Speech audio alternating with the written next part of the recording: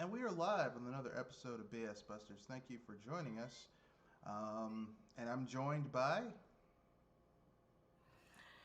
Welcome, ladies and gentlemen, boys and girls of all ages, to the BS Busters Annually Podcast for December 5th. I'm Joy Lemon Star, and oh boy, if anybody's wanting the Game of the Year awards, you're not going to enjoy what we have in mind. That's right. So we have some pretty good stuff in today's cast. We're going to talk Hidden Gems of 2020, award our A-hole of the year. So basically, all the other categories we covered, we'll recap those, and then we'll nominate who is the biggest A-hole of the year in gaming. This includes. Um, this includes the panoply of um, developers, publishers, conglomerates, and games. So we run the gamut. We also We got discuss variety. yeah variety, ha. Um, and we'll also go over our worst game of 2020.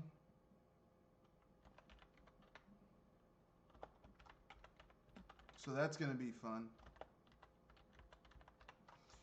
So let's dive into it. Let's start off with our hidden gems of 2020. So you want to go first?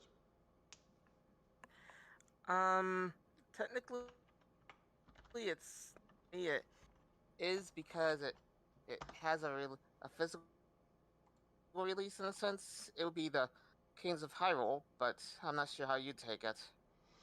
No, I mean, look, that could be, very much be a hidden gem for you.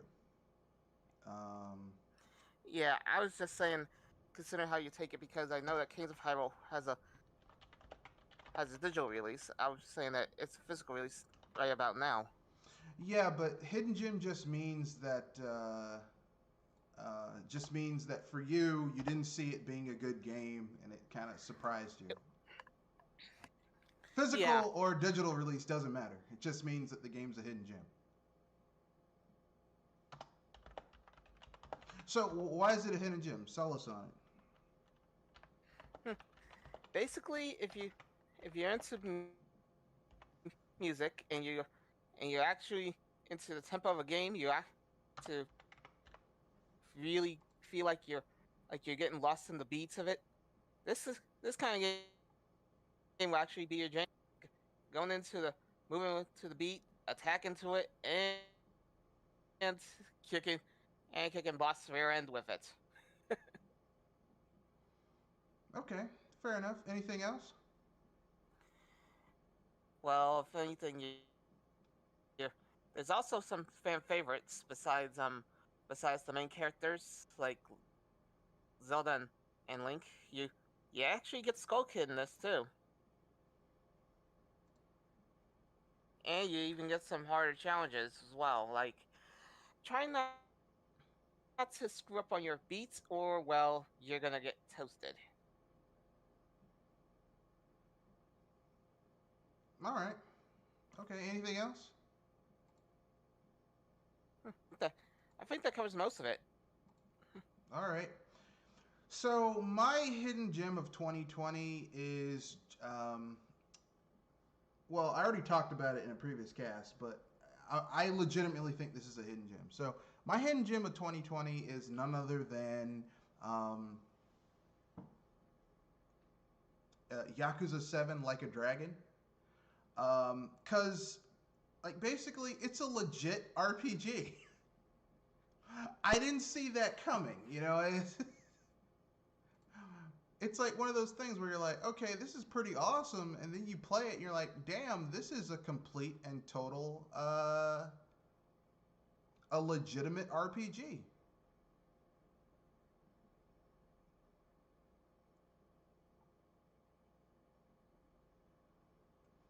I legitimately didn't see I legitimately did not see that coming.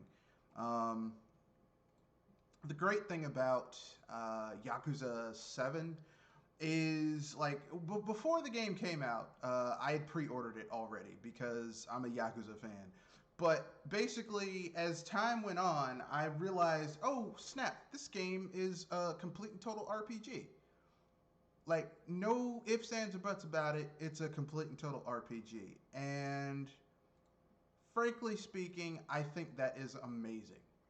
Um, I think that any game that you know, like when a like sometimes a franchise goes in the complete opposite direction, and it's not a good thing. But sometimes it you know, it goes in the opposite direction and it's awesome. You know what I mean? Mm-hmm. Like it goes from sweet to sour to sweet, right? No, well, I mean, okay, like some games change their genre entirely, and it's not a good thing. Like Final Fantasy going from a turn-based RPG to an action RPG. Like some people like it, I think it's trash. You know,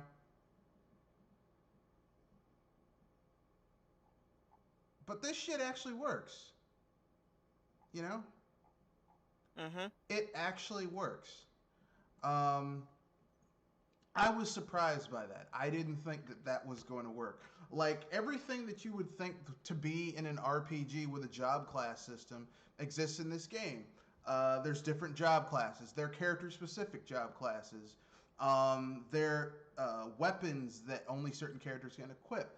Um, different characters have jobs that play up more like that are more complementary to the stats they already have. So there's that going on. Then the combat, like how different attacks have area of effect. So like the combat's kind of like Chrono Trigger, in which you want to wait till enemies get bunched up together to use certain attacks that hit a large group of Or enemies. a certain or a certain formation, That's what I'm because saying. They get bunched up together so that you can hit them. Like stuff like that. That yeah, is, you were saying AOE since yeah, which is usually a circle, and you and I said formation as in like a line of attack. well, in this game, you don't have a lot of attacks that hit in a line, but you have a lot of attacks that hit in a cone, or a circle, or a arc. And it's like when enemies are in Okay, those I get groups yeah. where they're bunched together like that, you're like, man, I can hit all these bastards in one hit. It's great. Um, it's got multiple places. It's got multiple locations from the Yakuza series. It really, there's a lot of stuff going on. A lot of stuff going on. I like it. I like that this game managed to do all that. I wish more games did take um, a chance like that. But I mean, it's not that they took a chance; it's that they took a chance and it worked. Because a lot of games take a chance. Oh, we want to change up the formula, and it just goes to shit. You know? What's going on? How's it going, Kenoshi? It's going all right. All Hey, right. you're just in time to hear Red try to convince people about Yakuza Like a Dragon You again. know?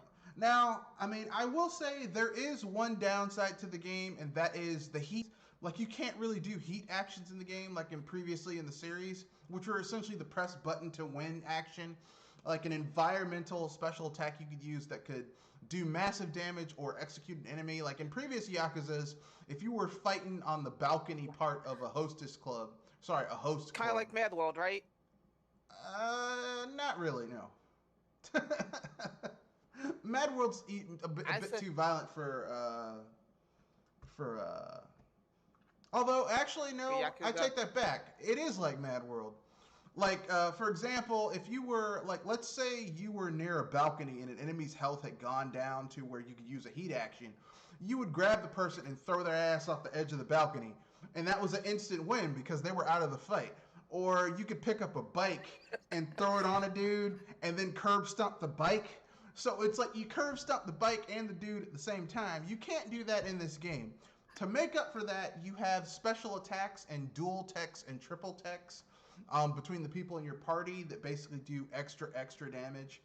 And as the game goes along, your main character winds up earning a lot of money running a confectionery company. And as you get certain milestones, you also get like special attacks. Like you can call down a satellite, a laser satellite hit, But it costs a lot of money, but it certainly is impressive and does massive amounts of damage. So the game, I mean, the game kind of had to give up some of the really cool visceral stuff from Yakuza for more RPG type stuff, but it's not like you lost. Like what they add to it is a nice compromise between the old visceral heat attacks, like slamming a dude's face into a brick wall or uh, picking up a dude and suplexing his ass, stuff like that. So that's my hidden gem of 2020. Kenoshi, do you have a hidden gem of 2020? A game where you're like, this game is much better than it had any business being. Um,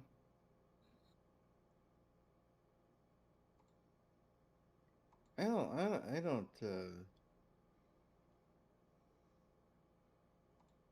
I don't think so. No game that you bought or played where you're like, this game is much better than it has any business being. I would say Hyrule Warriors. Because I really wasn't expecting.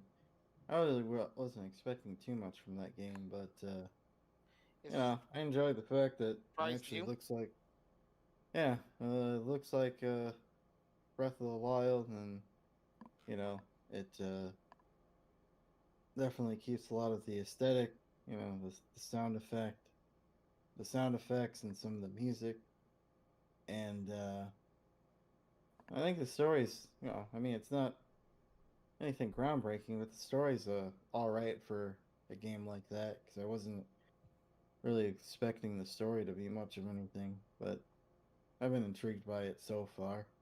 So, all right, that's a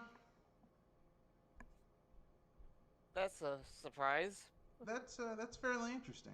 That's fairly interesting. I mean, that game wasn't on my radar, but then again, I don't like Muso games. Like the only Muso games that really kind of capture my attention is the Berserk Muso game, because it just kind of fit, like the level of violence that was in that game kind of fits in the Berserk universe, and the Muso game that was Fist of the North Star. But like, I don't like Muso games about games that have already established universes. Like that doesn't really do anything for me. But hey, man, knock you out. If that scratched an itch for you, I'm happy for you. So now that that's being said, it's time to move on to our next segment, which is the most. We will be naming our worst game of 2020. Now I know it's kind of early, but I mean, basically all of the AAA games have come out for this year except for Cyberpunk 2077, and I'm pretty sure, some people might not like it, but I'm pretty sure that game has had 8 years of development, so it probably won't be terrible. So what is your worst game of 2020 and your most disappointing game of 2020? It could be both, like mine, but who wants to dive into this shit pool first? I can guess what yours is. I'm going to be ready to argue your rear end off for it. All right. For me, it's a little bit of a trick for me since I didn't have too many choices, because I didn't go for too many things. So if I had to pick one,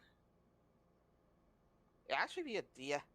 Actually, it was a DS game that I got. I mean, a 3DS game. Let me see if I can find it real quick.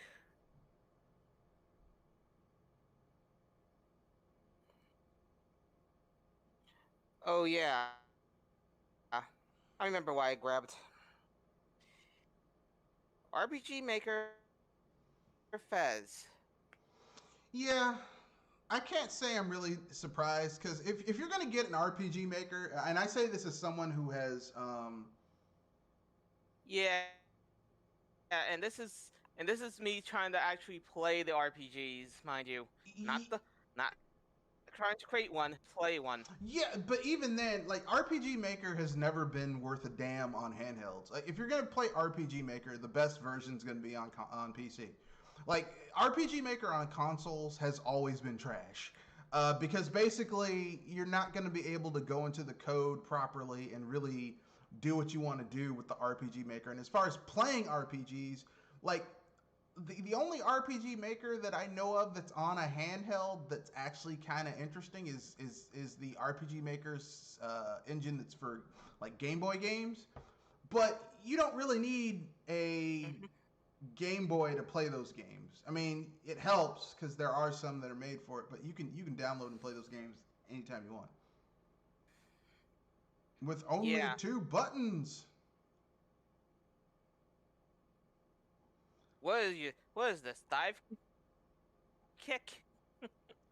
But well, I mean, the Game Boy only had 2 buttons, so the Game Boy Maker RPGs only have 2 buttons. One button for action and another button for back, and then select and start for menus and shit. Yeah. I was about to say that 2 buttons is that if a game only had 2 buttons only to work, then that's dive kick. I'm just saying it right off the bat. I mean, I guess, but I haven't really played Dive Kick. I've seen it. I never was really into it. It's a party game. It's like It's actually a fighting game and a party game in one. So it's like Smash Brothers, because Smash Brothers is essentially 2 buttons if you discount the block and shield button. Actually, it's literally just 2 beeping buttons: dive, kick. Damn, that's ridiculous. And all the controls you need is dive and kick. No, the whole thing started off as a joke, and then it turned off into a game that was, popular for about 5 minutes. All right, okay. It actually got tournaments. Yeah, but I mean, look, I mean, Smash Brothers is in tournaments, and I don't really consider that to be a fighting game either. So, that's not really the height of legitimacy, in my opinion. Yeah. Alright. Okay, here's something, just an aside. It has nothing to do with anything. Donkey Kong Country is 25 years old, folks. Donkey Kong Country 2 is 25 years old. It is a quarter of a century old. Goddamn. Yeah, that's crazy. Yeah. Old man cranky. That's an thing. Yeah. Though, if anything, he's greedy enough for coins, so be sure to save up some cash to give him some cake. Yeah. So, Kenoshi, you want to go with your worst game of 2020? Let's see. Worst game I played this year. I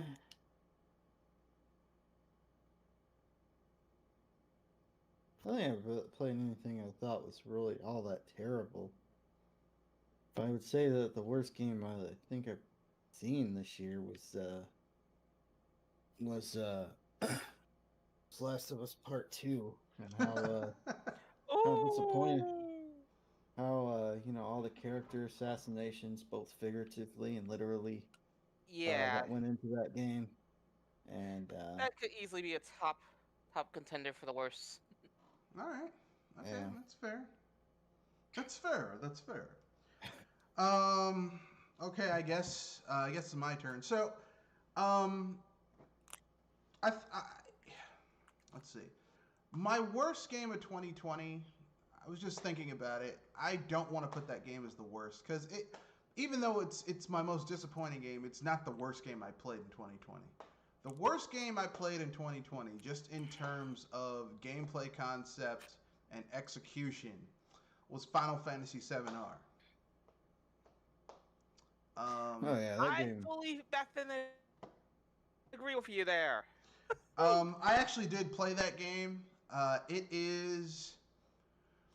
I didn't buy it. I played it. Okay, I played Final Fantasy VII-R, and it basically reinforced the problem that I have with modern Square Enix, which is they focus so much on graphics to the detriment of everything else that, like, they can't even do a remake They might right. as well be making a movie. Well, they can't even. I mean, that's not. I've been playing. Started playing Final Fantasy 15 because I was just I've been intrigued in that game for A while. various reasons. Yeah, All right. not any reasons that are good. More than me intrigued that, but yeah, I mean, you play games like Breath of the Wild or like The Witcher 3, and you go and play Final Fantasy 15. You're like, I don't even like The Witcher 3, but I respect the game for what it does. Yeah. And you know, that game that game is seriously lacking. That game is seriously lacking. Like it just feels empty. It doesn't really feel like much is going on.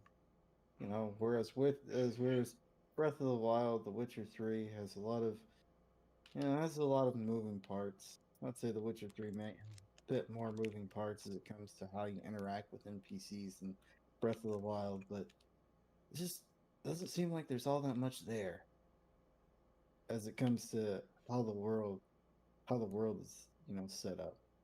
But, I'll keep and again, Square Enix does focus on graphics to the detriment of the game, but I don't think they focus on graphics to the detriment of the graphics because there's things about that game that just look really off. Well, I mean, the thing that kind of ruined that game for me was while I was playing it, because I borrowed it from a friend of mine for my PS4, and I was like, this game is fundamentally missing major things. It's like literally, it's only 25%, and I'm being very liberal with that estimation of the original Final Fantasy VII. It changes shit out so that they can change the story for later, for the rest of the game when they make it. So I'm like, Hironobu Sakaguchi managed to get an entire game out in one fell swoop, and this shit is cut up into pieces. Yeah. What type of bullshit is this? And then the combat system feels like a bastardization of Kingdom Hearts. Now, I hate Kingdom Hearts, so that's not really.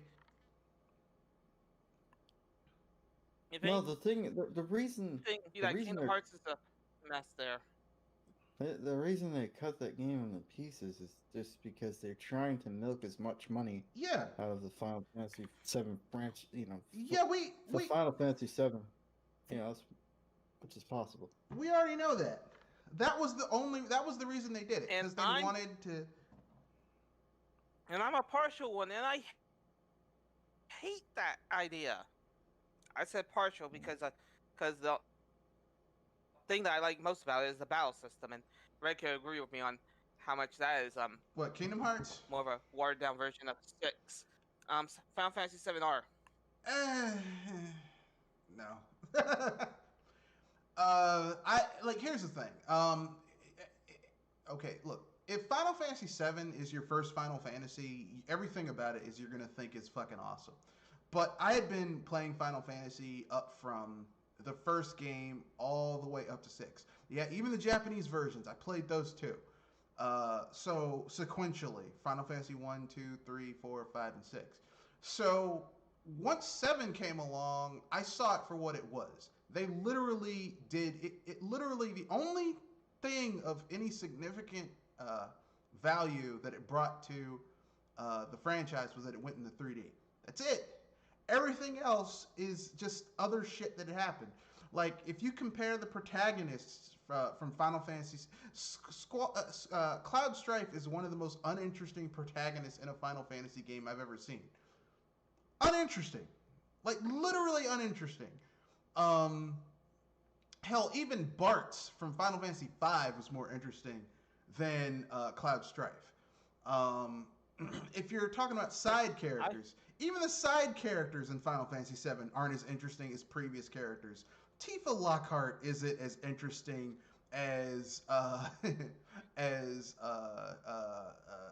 Edgar and Sabine from Final Fantasy VI, or Kain or Rosa from Final Fantasy IV, or even Lena and Galuf and Ferris and Kara from Final Fantasy V.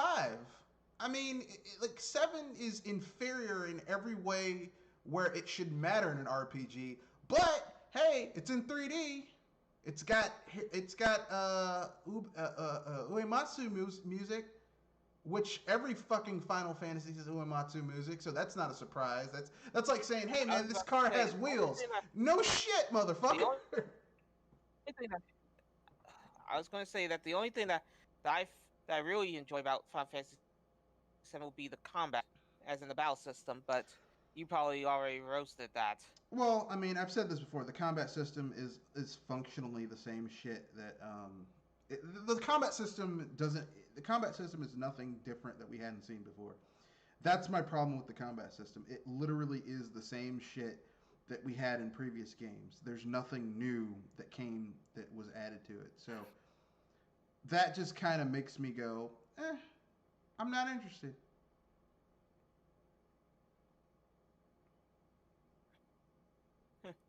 I'm not like At least we can agree on that mostly.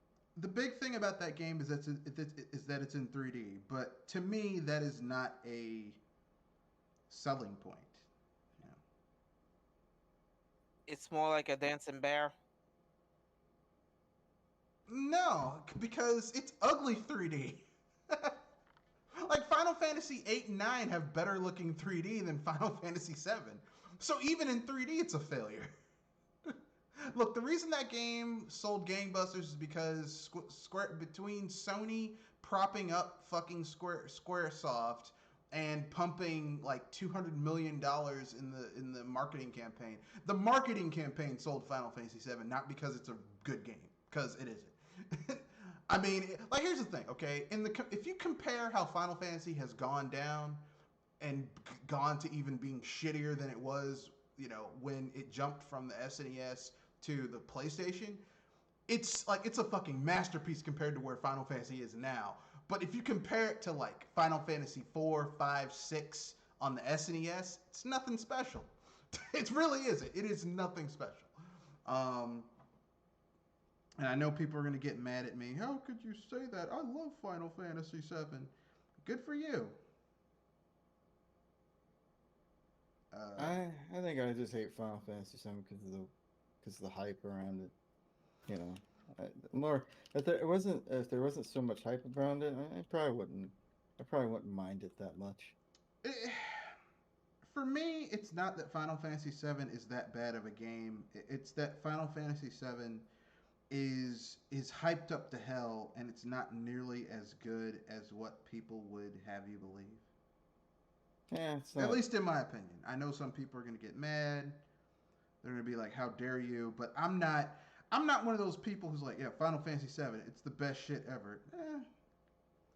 It's okay.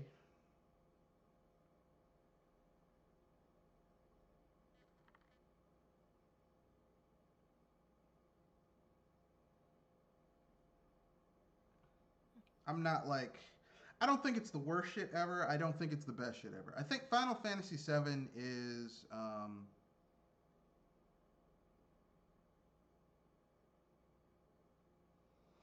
I think Final Fantasy VII is one of those games that could be awesome if it had a major overhaul to the story and the characters. But that's my own personal opinion. So that's my worst game of 2020. I know a lot of people like it, but I'm not one of those people. Let's People go. talked about that. People didn't really talk about that game. No, it came out and people were like, "Yeah, we finally got 25% of what we wanted because it's only 25% of the original game."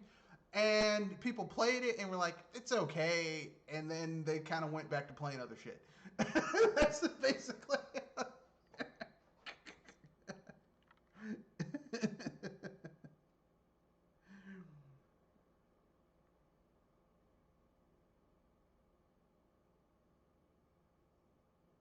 So, yeah. That's all I'm saying. Yeah. Anything else? Anyone else have anything else they want to add before we move on to worst game of 2020? I mean, sorry, most disappointing game of 2020.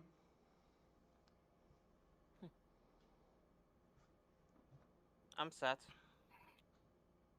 Really, no one No one has a most disappointing game of 2020. Okay. All right. I I was about to say I thought you said that we were on the most We were on the on worst game. Now worst we're game of going to 2020 disappointing. before we. Yeah. Now we're going to disappointing. Okay, Okay then. now that we can get there, my disappointing game, Mario 35. Really? Well, I mean, I, I kind of suspected that that was going to be some bullshit when they announced it. I was like, I mean, like I know that there are only so many 3D Mario games. I get it. I do. But you mean the NES Mario game that has multiple people playing it and fucking people over by adding enemies yeah, and shit? Oh yeah, yeah, okay. Yeah, yeah. yeah, I was about to roast you for that for con- for confusing the two. Yeah. The Sometimes that happens. Yeah.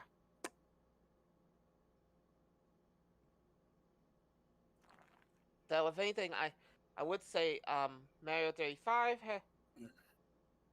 has been a up and down roller coaster for me play trying to play it out and trying to not get screwed over have by having so many interesting customers run by and try to screw me over. That's fair. I mean, I how can I put this? I haven't played Mario 35 mostly because I have not turned on my Switch for months at this point. Uh, I I've been playing my Switch every day I haven't basically. I haven't touched my Switch in months. Not because, well, mostly because there are no games that I really want to play on the Switch right now. Uh, I haven't played my Switch since Mario Origami King, Paper Mario Origami King. Haven't touched it. When I turn it on, I'm gonna have to update a lot of shit. uh, I feel kind of bad because there's some good games on it, but I'm like, there's nothing I really want to play. Like, I don't want to play Cadence of Hyrule because I don't like the Crypt of the Necro Dancer, which is what it's based on. And even putting the Legend of Zelda IP into it isn't gonna make me want to play that game. Uh, well, here's the thing that it actually allows you to move at your own pace no, I get that. I just if don't you like those types of hit the games. option. I just don't like those types of games. It's not the pacing. It's just I don't like. Here's the thing. I don't like spin-offs of established IPs, by and large. It's kind of like that's kind of like my weakness is that I don't like spin-offs of that. Like I wasn't crazy about that Ubisoft Kingdom Battle game, Mario Kingdom Battle. I didn't like that either. Like I don't like spin-offs of established franchises. That's my own pet peeve. For me, I I consider it like a bag of peanuts. You don't know what kind of nut you're gonna grab. You mean Sometimes like a box of chocolates? You never know what you're gonna Yeah. yeah. get. I was Yeah. gonna Because a say that peanut, you you might pretty get the much holy know it's gonna be cashew. peanuts in the bag. A Yeah, bag of mixed nuts. Yeah, but I if was it's about to say that you might get the yeah, yeah, but you if might it get the holy cashew, or you might get a lonely nut. yeah, but if it's a bag of peanuts, you still I mean a bag of mixed nuts, they still tell you what's in the bag. You might not know what you're getting in, but you have a general idea of what you're gonna what if it's Yeah, if it's an expensive bag of mixed nuts, then they're gonna put the good shit in there, so there's more of a chance of you getting good shit. If it's a cheap bag, then it's gonna be filler nuts like peanuts and shit. It's like, I said that. Yeah, you might get the holy cashew, or you might get what's the what's one of those nuts that you Brazil don't want to grab? nuts. Oh, No, Brazil nuts are great. You just gotta peel off that bitter outside, but once you get that off, they are just delicious. They're hard to crack open, but they are good. Cashews are delicious too. yeah. the only nut, even though technically it's not a nut, that I don't like boiled is peanuts. I hate boiled peanuts. Ugh. My grandparents used to love them. My grandfather would eat. Well, not my grandfather. My grandfather would hang out with his old ass friends, and they would eat boiled peanuts and beer. Oh God, I hate boiled peanuts. I was I gonna hate say, boiled if peanuts. do they at least give them flavor like salt? Well, I mean, there's salt in the water that they boil them in, but I don't like boiled peanuts because to me, peanuts should either be roasted, fried, or turned into peanut butter, or diced up and added to a candy bar. Like I don't want like the contrasting flavors between a boil. The only time I've had peanuts boiled and it didn't make me sick was I had West African peanut soup, and that was pretty good. But that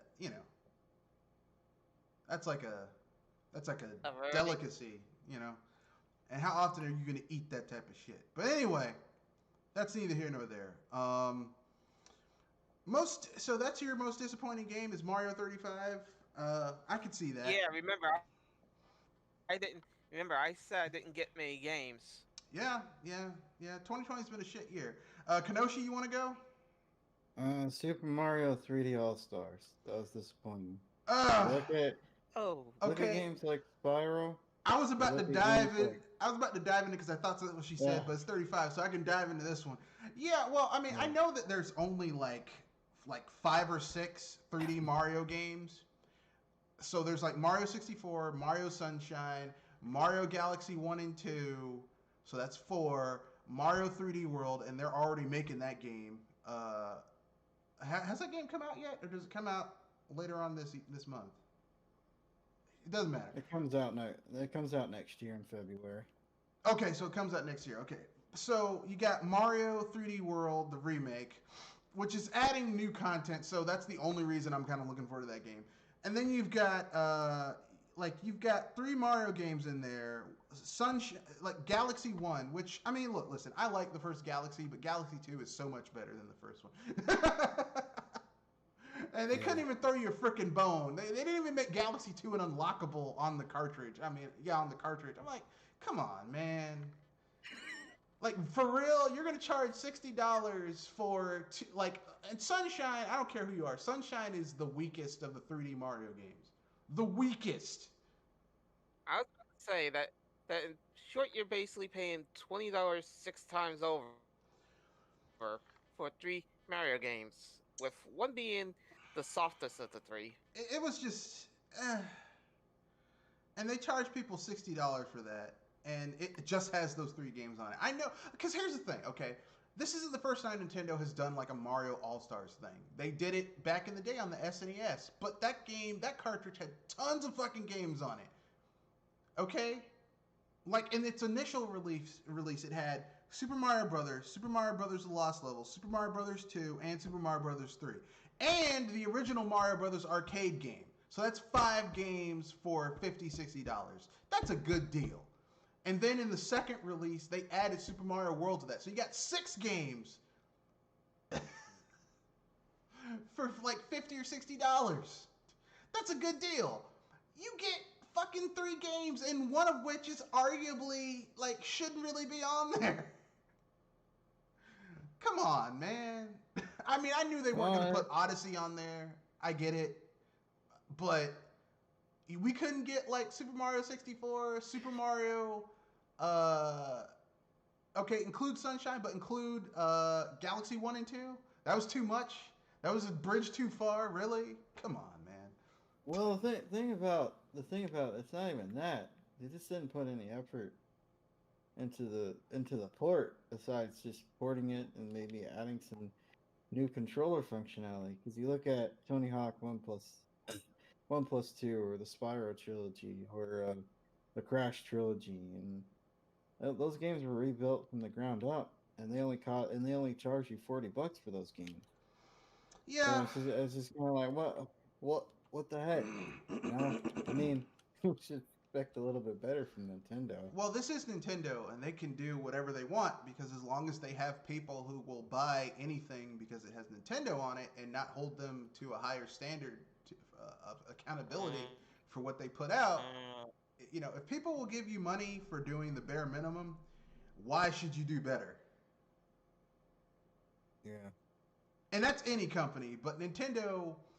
Like, here's the thing about Nintendo. Nintendo ticks and talks between two extremes, and very rarely do they strike the balance. You've got Nintendo when they're desperate, and they're trying really hard to make something work. That was Nintendo during the Wii U, all right, and the early part of the 3DS. Okay, then you get Nintendo when they get arrogant and everything's going their way. That's Nintendo during the latter part of the 3DS, the latter part of the DS, and the Wii. When everything, like, we don't need to try. We'll do whatever. They'll eat it up. Fuck them. And Nintendo, when they get arrogant, kind of, like, to me, I find that their ass gets on their shoulder a little bit too much. And they start to take their core fans a little bit too, they take them a little bit too much for granted.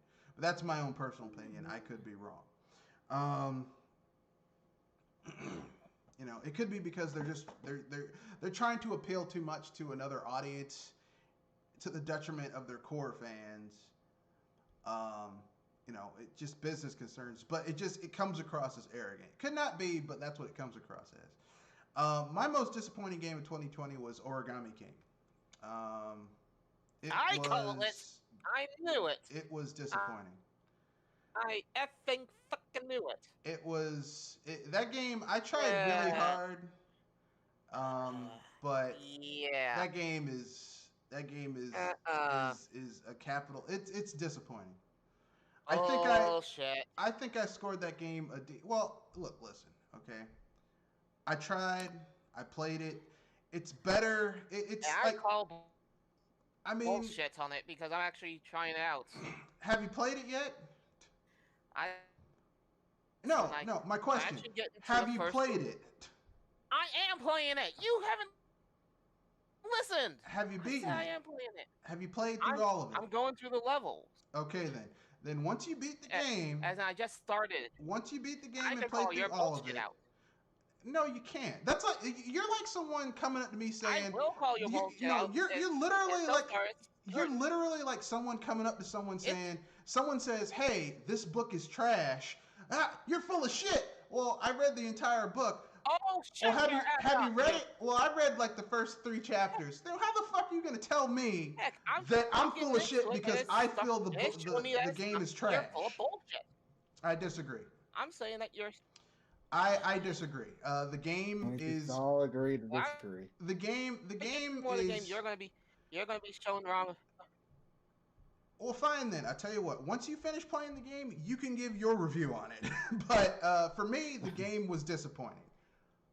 It was, it's not what the Paper Mario franchise should be. It has some really good ideas in there, but they aren't well utilized or articulated, and the gameplay systems are very disjointed from one another.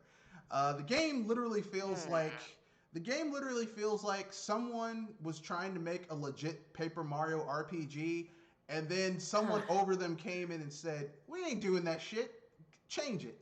And then they had to do that without changing the other parts in it to make it work as something else. And that's where the game kind of falls apart for me. But, I mean, look, if you're really into pretty visuals, it's the best looking Paper Mario game we've had. But all the Paper Mario games look good. Except for maybe Paper Mario 64, because that game hasn't aged that well. But aside from that, all of the Paper Mario games look good. Even Sticker Star looks good. But that's it. It just looks good. That's the only thing about Sticker Star. That's the only good thing about Sticker Star. It looks good. That's damning praise right there. That's like having a woman who she opens her mouth and she has the educational level of a 2nd grader, but she looks good. Sticker Star. It looks good. How's the game play? It looks good. How's the music? It looks good. Origami King is better than that. Like, there's some good parts in it, but they don't come together in a conducive whole, which is a disappointment. It's disappointing. The music is good. The characters that are there are interesting. The story, like, there's some good beats in it, but overall it just doesn't come together the way it should. And it's disappointing. Anyway, that's my disappointing game of 2020. Finally, we are awarding our a-hole of the year. It's between developers, publishers, conglomerates, and games. Now, conglomerates all kind of got rolled into Google, so that's the contender for that category, is just Google. So we don't, like, literally we don't need to put anything else in there. Developers, we have quite a few gamuts. We have EA, Activision, and Ubisoft, and Sony, and Microsoft. So that's a lot of people. And for publishers, we've got well, the same suspects mostly.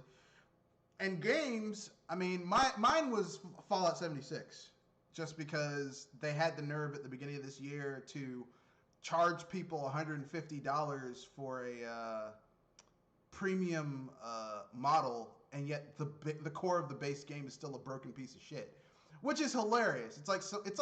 It's the equivalent of someone of a mechanic, of you bringing your car to a mechanic, and they're like, well, fundamentally, this car is fundamentally broken, but hey, I can charge you. You want this $500 air freshener? It's like, no, I want you to fix my car. So, what is the a-hole of the year in terms of gaming between developers, publishers, conglomerates, and games?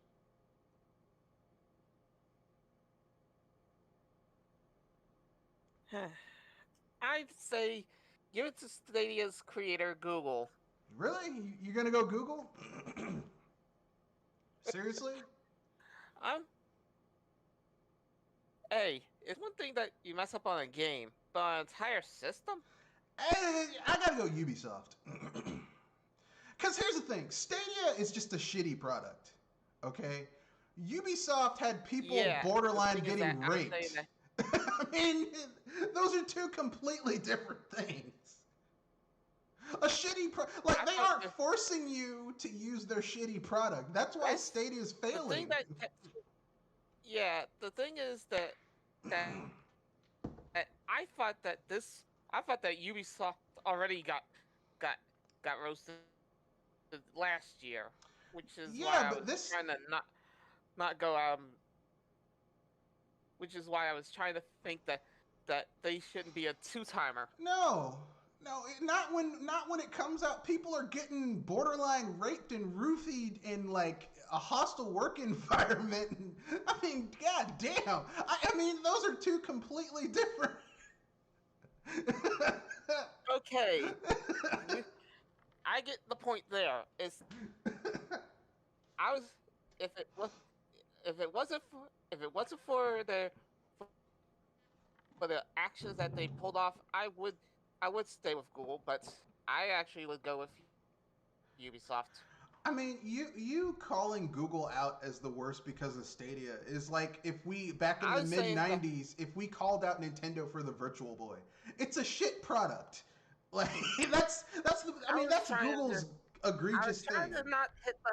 I was trying to not hit hanging fruit as in it's so obvious. No. But no, I mean, if they're still hanging fruit, I mean, it's like people always say, don't kick a man while he's down. That's the perfect time to kick someone. Haven't you ever seen a kung fu movie haven't you ever seen Enter the Dragon where Bruce Lee curb stomps that motherfucker to death? That's the perfect time to kick somebody. Yeah, I got too much heart at times. Yeah. I mean, here's the thing. Okay, look. If we crowned Google as the worst company ever for every product they killed, there's an entire webpage you could look up with nothing but shit Google killed. Some of it really good, like Google Hangouts. Or Google Glass, which was a good concept, poorly executed. But I mean, Ubisoft. I mean, we did a whole podcast where we read about this guy who a female VP of marketing came to him, made some suggestions he didn't like, and then he basically told the people on his team, "Hey, someone needs to bend her over and fuck her up the ass until she opens her mind." I mean, god damn! This came out this year. He said this. I mean, shit. Look, listen, Google Stadia is a crap product, but that is... I'm pretty sure no one was told they need to be sodomized until their mind opens up at Google. I'm reasonably certain no one said that shit. Because at Google, if you said that shit, they would send your shit over to an HR that actually works, and I guarantee you by the end of the day, that motherfucker would be gone. They'd have security come and take him out the building, and they'd say, here's a little box, put the shit in your cubicle into this box, and get the fuck out. Like, that's basically what would happen in a well-run company. And not Ubisoft, where apparently it's the boys' frat club over there. Here's the thing I'm going to say about Ubisoft. The only reason anything is changing at Ubisoft is because they were held accountable and they got caught. Okay, if they hadn't been caught and that reporter hadn't come out with that story, those motherfuckers who did this shit would still be at Ubisoft making games right now. I guarantee it. So Ubisoft is the asshole of the year. Kenoshi, do you have any nominee, or do you have anyone to challenge Ubisoft at this point? The close runner-up would be Naughty Dog. What, for the poor living Last of Us 2? The poor working conditions of the Last of Us 2 that they were in charge with. But I mean, that's crunch, but no one was getting raped. No one's being forced to. No one was getting told they need to get sodomized until their mind opens up. Like that's the new bar. Like, who is gonna go beyond? Hey.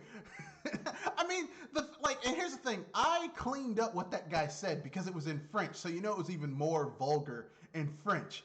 I mean, goddamn, when I read that, I was like, that's some rapey ass shit to say to someone. I mean, that is some really fucked up rapey shit to tell another human being. And this guy, he got promoted. He got fucking promoted. He was like one of the head people of Create. Like, literally, they called him the Gandalf because you had to pass his gauntlet of bullshit in order to get your game published, your game made. Yeah. So, yeah, that's my asshole of the year is Ubisoft. There could be no other. They're like, here's the thing. All the other shit we talked about, Konami trying to make that zombie game for Metal Gear, Microsoft desperately trying to turn Mixer into a thing, and now they're doing it with Smash, Smash GG. Like, all of that shit pales in comparison to a hostile work environment where, like, men who are socially aware are called faggots, and women who stand up for themselves are told that they need to have sex in order to open up their mind, and, people being drugged. Like, yeah, it's bad. It's bad. So let's get to some of these news stories. There's no way I could segue that. Yeah, I was about to say, if anything, we go from one disappointment to another, and EA, you're trying to show off Ubisoft, or trying to say Ubisoft has nothing on us. Well, I mean, this is look. This is business, okay? So basically, EA has announced that BioWare General Manager Casey Hudson and Dragon Age executive producer Mark Dara have both left the studio. Laura Miele, EA's chief studio officer, said that Samantha Ryan will continue to oversee the studio, while the in-development Dragon Age project will now be headed up by BioWare Austin studio director Christian Daly. So I'm not going to read this whole article, but basically, anytime you see people who have been with a company or any business for a very long time leaving like that, in the middle, like literally, some big shit is coming out. We got Dragon Age 4 being launched into development. We've got Mass Effect 3 being launched into a sequel, like a new Mass Effect game being going into pre-production. Anytime you see people who have been with studios for years leaving like this before major projects, this is worrisome. All right. Yeah, I mean that's what happened with Mass Effect Andromeda. You had a bunch of people just leaving, writers and stuff, just leaving the project, and I was like, oh, this game is in trouble. Yeah. Not to mention the budget. The budget also was getting cut, like we've talked about as well. So the saddest thing about Mass Effect Andromeda is the budget was cut, but also staff. Like had that game had another 6 months in the oven, it probably could have been decent. It wasn't going to be as good as the original Mass Effect trilogy because you had a lot of new people working on that game, but it could have been the start of something good. But here's the thing: staff was taken from the studio working on that game to go work on Anthem. But here's the thing: Anthem's not good either. So the sacrifice of Mass Effect Andromeda, which could have been a long series of really good games, for Anthem, which is shit. Okay, literally, EA had to almost unrelease that game like Amazon did for that MMO battle royale game they released. You know how Amazon literally pulled it off the shelves. Like, this is some bullshit, but I'm sorry. EA almost had to do that for Anthem. Anytime you have to go back and remake a game from almost the ground up, that game is not doing what it needs to do. So, I mean, EA is not in good shape right now. And Dragon Age, BioWare is definitely fucked. When I hear that a lot of the former BioWare people are creating their own studio, I wouldn't be surprised if Casey Hudson and Mark Darrah go work for this new studio, Yellow Brick Road. I wouldn't be surprised at all. Because at this point, I think it's fair to say that BioWare, if not being dead, it's on life support. But we knew this was going to happen because every studio EA acquires eventually goes into hospice care on a ventilator, and this happens. Like, there's no studio that EA has acquired where I can say they legitimately are better now after EA acquired them than before. And so, it was about time for BioWare. Okay, that's all I'm saying. It was about time for BioWare to die. So yeah, it's like a hospice care where everybody's left to die in their human waste. EA is a nursing home. EA is a nursing home, but a poorly run nursing home. Poorly ran nursing home. Yeah. I mean, because typically speaking, like, there's some nursing homes where people go there for 3 months, 6 months, just so that they can get around the clock care or close to it, so then they can go back home, go someplace else. But then there are nursing homes where the only reason Papa and Mama are there is so that they can get nursed off into the next life. EA is that latter one. If you're a studio and EA says we want to buy you, you might as well say, look, this check better be worth it, because everything I worked for to build this studio up to this point is getting flushed down the toilet under these people. EA kills studios. They're worse than Microsoft. Like, Microsoft kills you, but you'll at least get like 2 or 3 good games out of it. EA, as soon as EA buys a studio, the quality of those games go down.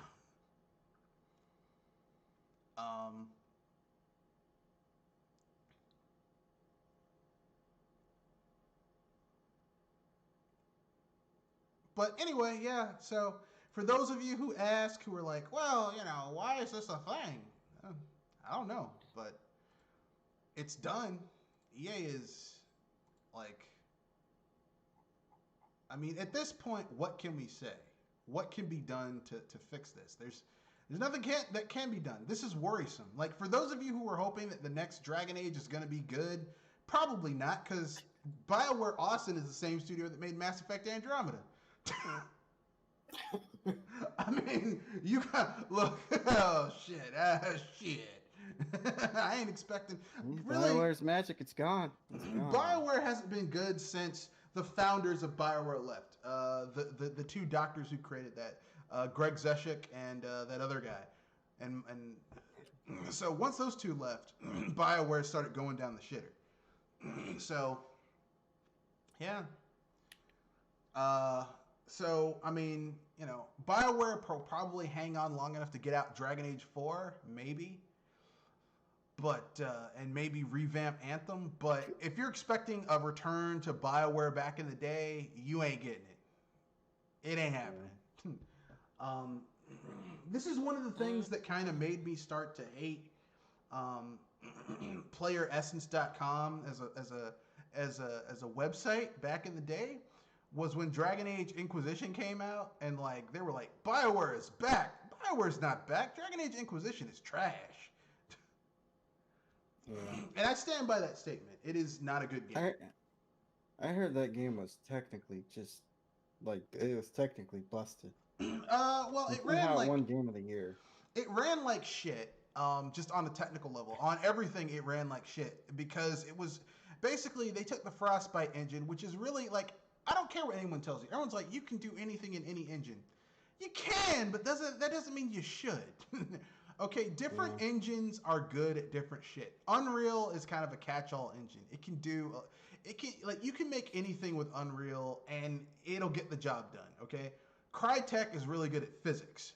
That's what its thing is. You want to blow up a building and see motes of dust and individual things come down and have like semi-realistic ways the way the shit breaks and things fall in different directions.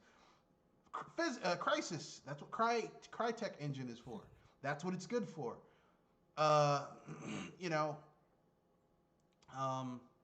Unity is kind of a catch-all engine, but the thing about Unity is, depending on what you're making, Unity doesn't have a lot of good documentation. So if you want to make a game that isn't something that there already is documentation for, you're pretty much making it by yourself in Unity, and that can be a detriment, which is why you get some games made in Unity that are just ass. But there are some games that are made in Unity that are awesome. Like there's some first-person shooters that are made in Unity where it's like, damn, this feels like an old-school 90s first-person shooter. So, it just depends on how talented you are at making the game. But anyway, yeah, it's pretty bad. Next little bit of news. Microsoft has acquired esports tournament platform Smash.gg.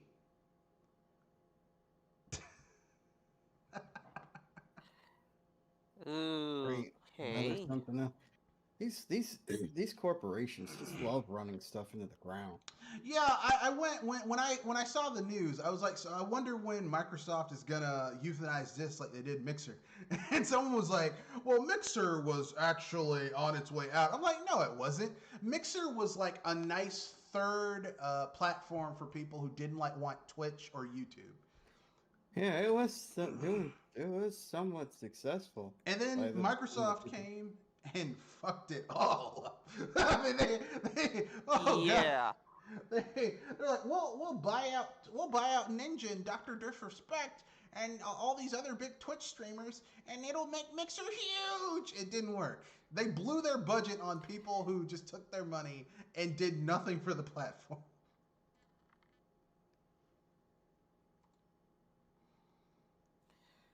It's kind of funny, actually.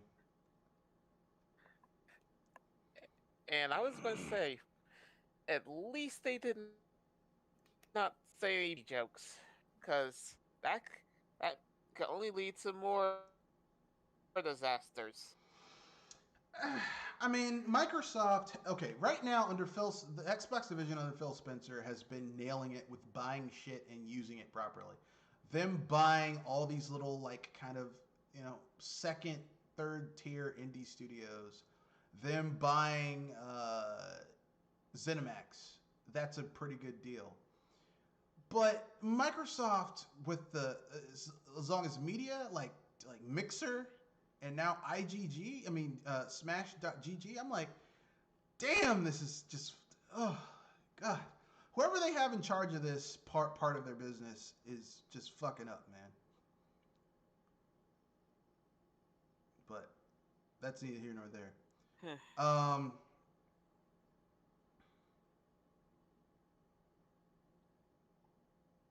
Anything else? I was about to say, what could top EA? I mean, what could top mess?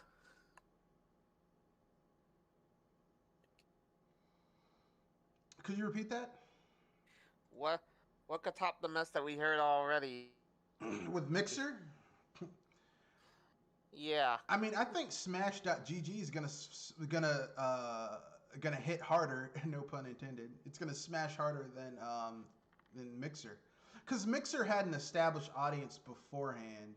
And from like this is like I never use Mixer, but from people that I know who use Mixer as their platform, what killed Mixer was when Microsoft integrated it with Microsoft, like with their Xbox bullshit.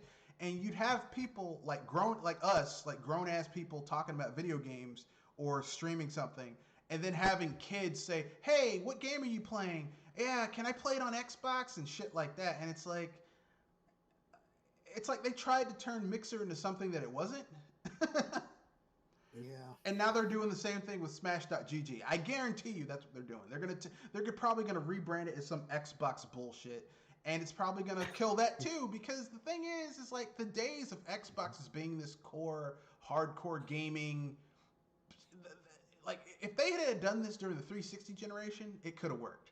Now with Sony pulling its pants down and sticking it up their butt, no, it doesn't work anymore. Like at this point, they would have done better taking that money and buying more studios. That's what they would have done. That's than buying a platform. But that's just me.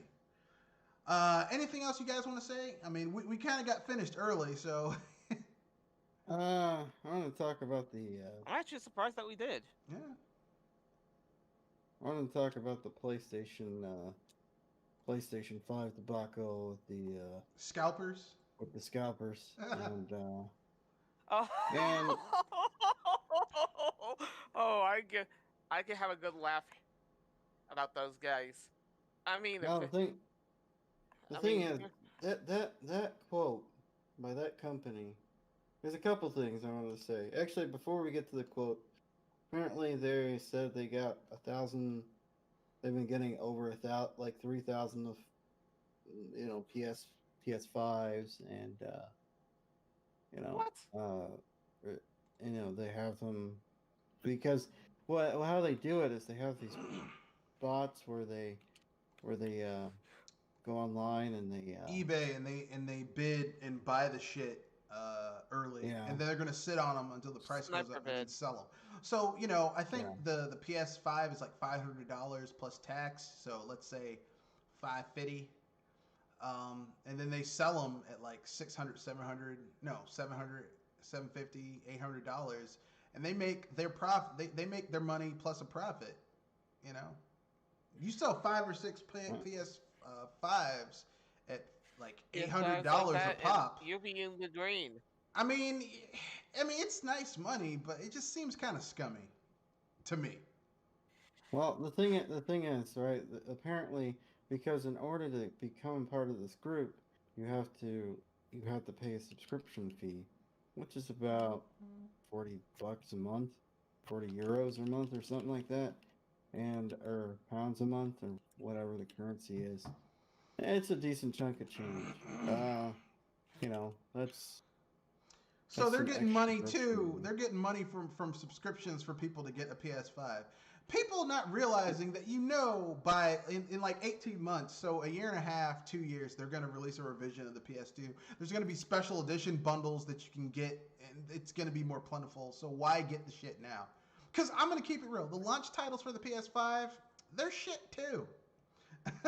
neither the Xbox Series X or the PS5 have great launch games for these new consoles. And there's no excuse for it because they had 2 years from when the Switch came out to come out with some good shit for these consoles. There's no excuse for them not having good launch games.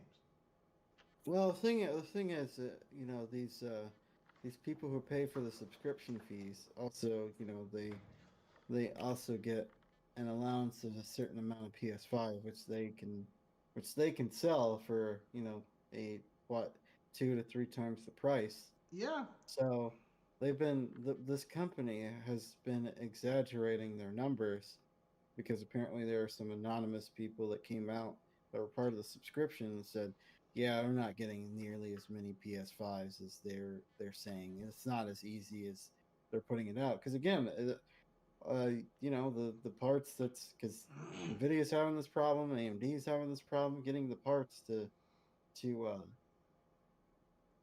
uh, manufacture this all this hardware is it's It's getting hard tough. to get because there's such a demand for computer stuff right now. Yeah, yeah. uh, Especially because for of people AMD being at home. because I mean, let's keep it real.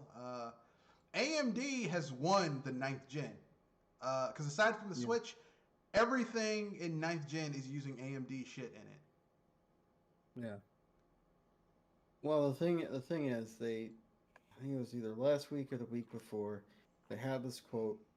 I'm paraphrasing that, saying, oh, our subscribers are, doing this so that they can put food on the table and buy Christmas gifts for their kids. And it's just No, kind of they like, aren't.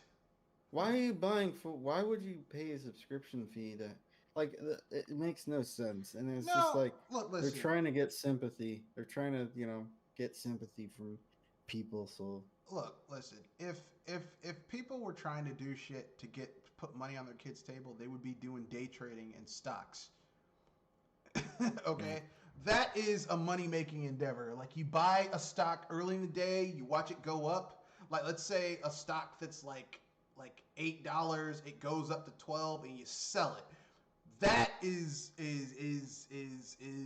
there are people who make their job just doing that, just buying stocks during the day, early in the morning, pre buying, and then selling them before the end of the day, and that's how they make their money.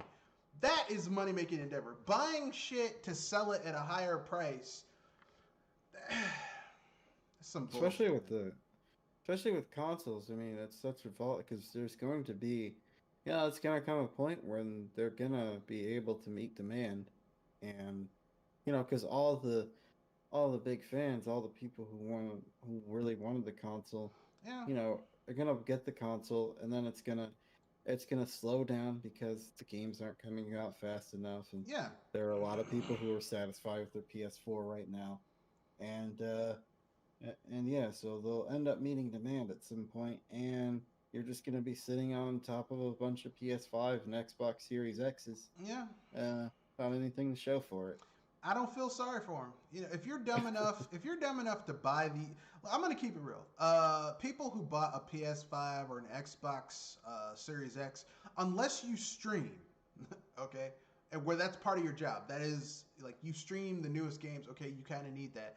But if you aren't making money with your console, there's no reason to buy a new console right now. Matter of fact, I would tell that to myself. There was no reason for me to buy a Switch when it came out 2 years ago.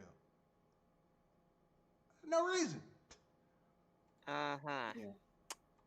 Well, the thing about the PS5 is apparently there's some hardware issues. And I remember when the Switch came out, they made it, you know, they made a big deal about the Joy-Con drift, which is still an issue, and which Yeah, Nintendo has been somewhat sloppy on how they've been handling the that's true. Well, first they tried Joy-Con to drift. pretend like it wasn't an issue.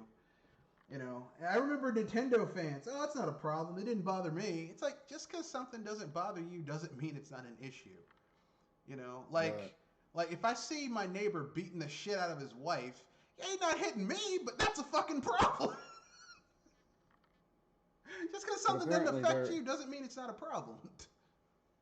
but there are some issues that have to you essentially have to replace the entire console. And, there are some glitches, graphical glitches, which is not caused by the game; it's caused by a bad GPU. For the And then Switch. there are no for the PS5. Oh yeah, I heard about that. Where people, if there's a problem, yeah. Well, I mean, look. I mean, look. Let's keep it real. These consoles were rushed. Yeah, they were rushed, and they were like, we need to get this shit out now, and they were like, we're gonna get it out no matter what. We knew this. I would say the Xbox Series X was rushed, but I think it's argued the PS5 wasn't ready because think about how Microsoft handled the Xbox Series X from when they announced it until they were up to launch. You know, they were okay. Let me put they this were they were on point. No, okay. I think that the Series X has been in development since remember when they stopped announcing how many units the Xbox 360s, the Xbox One was selling? So like 3 years ago. Yeah. I think they started making it then. They were like, look, the Xbox One is fucked, and we need to start working on the next console. I think Sony wanted this console gen to go on for another 2 or 3 years. I think they want to rest on their laurels for another 2 or 3 years. And I think that Microsoft, I think when Nintendo dropped the Switch and people saw how much the Switch was selling, I think Microsoft said, oh, people want new hardware. So we're, and these 0.5 upgrades aren't doing it. So, we're going to hold on until we get the next hardware to come out. Sony is the one that didn't have their shit ready. In terms of their console, the games, the big game on the PlayStation 5 is a fucking expansion for Spider-Man, for the Amazing Spider-Man. I'm sorry, that they tricked these dumb motherfuckers into spending $60 for. So Yeah, I can't believe they're charging what $70 for that game. I think on Amazon it's 50, but I think if you go in the store it's like 70. Man, I don't spend full price on my games. Like like on Amazon, I got Cyberpunk 2077 for PC for $50, and I'm seeing it on Steam for $60 and other places on $60. I'm like, there's no way on God's green earth I'm spending $60 on this game. The only splurge I did for this holiday season for gaming was I got the Cyberpunk Complete Official Guide Collector's Edition for $30, but it was retailing for $40, but I got it for cheaper because it was on Amazon, and Amazon sells their books. If you pre-order their books, you get $10 off. So I was like, yeah, shit, why not? But that's all. That's the only thing I've done. The people who are willing, like the fact that you have these companies selling you games for $70 fucking for minor upgrades is ridiculous. It's ridiculous. Why accept this? But dumbasses are gonna do it, and I guarantee you, either the end of this gen or next gen, Nintendo's going to do the same thing. Due to higher development costs, our games have to be raised to $70. No, you're just fucking greedy. That's all it is. You're just fucking greedy. There's no. Why lie about higher development costs? You just want more money. Just be honest. Yeah, yeah. Yeah, these they wanted the PS5 to go, or they wanted the PS4 to go another year. There were rumors saying that they wanted to release the PS5 last year. I just think that's full of nonsense, just because, I the think PS4 has been doing pretty well for them. I think they wanted 8 years, 7 to 8 years, and it just wasn't happening. Because this time Microsoft didn't shoot themselves in the ass. That's what this is about. Is it possible that these is just launch woes where you get, we have the internet, new consoles come out, you have a few defective consoles, sure. That's a possibility. That's probably all it is. But in the end, I don't know. These problems end up persisting. I don't know. I personally think this is just a sign of how bad gaming has become. Because I remember back in the day, I don't remember consoles having these types of issues back in the day. I don't remember. Yeah. I don't remember. Damn, shit. Sonya Blade looks great for being 50. 50-year-old lady, she looked pretty good for being 50. Anyway, what was I gonna say is this. I don't remember getting my SNES and hearing, oh, there's defective SNESs, there are defective PS1s, there are defective N64s, Sega Saturns, Genesises. I don't remember this shit. Like, only when the Xbox 360 came do I remember there being fundamentally broken ass consoles at launch. Oh yeah, that Like was the this, beginning. this was not a thing when I was a younger a child. Now that I'm older, I'm like, God damn, this is ridiculous. This is unacceptable. I, But you know, I just think they're cutting corners because like the 360, it was a soldering issue, I believe. yeah. And Of plus, they wanted to what? rush it to get it out before the PS3. They were Yeah, like, we will get to the there's market before the PS3. I'm like, who fucking cares? But apparently yeah, they did. yeah, yeah. I mean, yeah. Who cares? I mean, it's who has the better library of games and who Yeah. has the best service. That's what's gonna matter. But Well, I mean, I would say that Microsoft right now with the Game Pass is the better deal. Because you can get an Xbox Series X streaming and pay $15 a month, and you have access to a library of really awesome games. With Sony, PlayStation Now is kind of shit. I'm not gonna lie, it's not very good. and that's I mean that's how I'm playing Final Fantasy 15. I wouldn't actually go out and buy that game. Yeah, for those of you who are like, what the hell are you talking about? If you click on it, that's Sonya Blade from Mortal Kombat 3. You know, the mocap digitized Sonya Blade, and she's 50. She's suited up for the character again. And I'm like, God damn, you look pretty good for 50.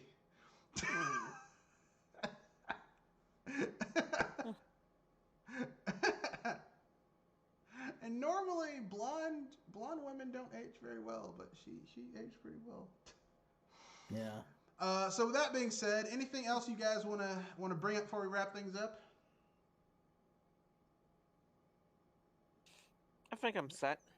All right. Yeah, well, the only thing I have left to say is this goes for all three companies: Nintendo, Microsoft, and Sony. When they launch a new console, just wait. Wait 6 months to a year before you buy it. Yeah, I agree. Look, actually no.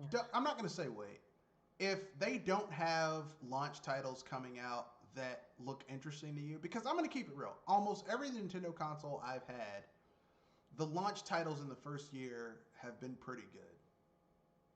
Yeah. Even back to the SNES. In the first year, you got Super Mario World, Legend of Zelda: Link to the Past, Super Castlevania 4, Street Fighter 2, like some really good shit. Some Breath of Fire 1, some good Final Fight. I mean, some good games to kind of tide your ass over. Super Adventure Island.